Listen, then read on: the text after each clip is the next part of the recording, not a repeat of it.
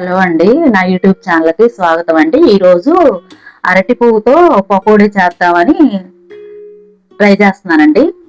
ఇది చాలా బాగుంటుందండి.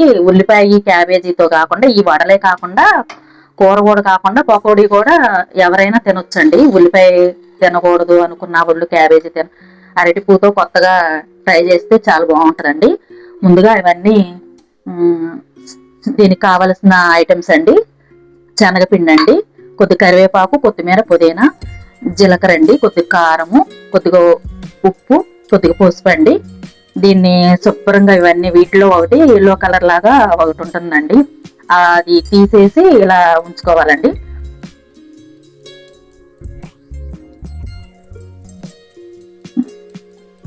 దీనిలో శనగపిండి, కొత్తిమీర, కరివేపాకు, జీలకర్ర, కారం, ఉప్పు, పసుపు వేసుకొని బాగా ఇలాగా పకోడీ ఎలా అయితే కలుపుకుంటామో సేమ్ అలాగే కలుపుకోవటమేనండి. కలుపుకొని కొద్దిగా వాటర్ వేసుకొని కలిపేసేసుకోవటమేనండి.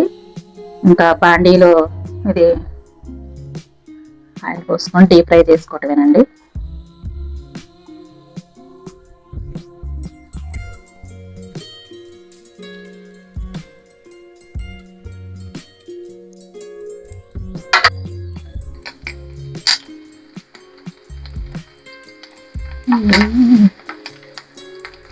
పకోడీ చాలా బాగుంటుందండి. ఇది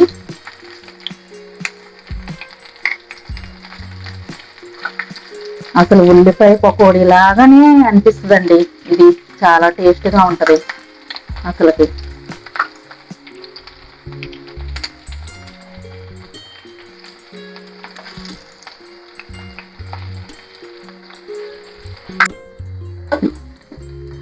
ఇలా రెడ్గా కలరు వచ్చాక బాండీలో నుంచి తీసేసుకోవటమేనండి. ఇది ఇంకా అట్లా మిగతాయి కూడా అలాగే వేసుకోవటమేనండి.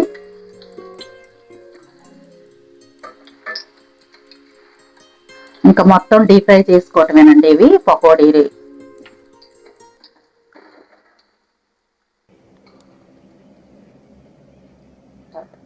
లాస్ట్గా ఇట్లా ఉంటుందండి పకోడీ. మొత్తం డీప్ ఫ్రై చేసుకున్నాక ఇలా ఉంటుంది. ఒక పువ్వుకి 1 కప్పు శనగపిండి వేసుకుంటే సరిపోతుందండి. ఈ కప్పుతో శనగపిండి ఈ కప్పుతో ఈ 1 పువ్వుకి సరిపోయిద్దండి. చూసుకొని బ్యాటర్ కలుపుకోవటమేనండి, అంతేనండి. సింపుల్గా అయిపోతుందండి. ఇది చాలా టేస్ట్గా ఉంటుందండి. మీకు గనక వీడియో నచ్చినట్లయితే లైక్ చేయండి, షేర్ చేయండి, నా ఛానల్కి సబ్స్క్రైబ్ చేసుకోండి.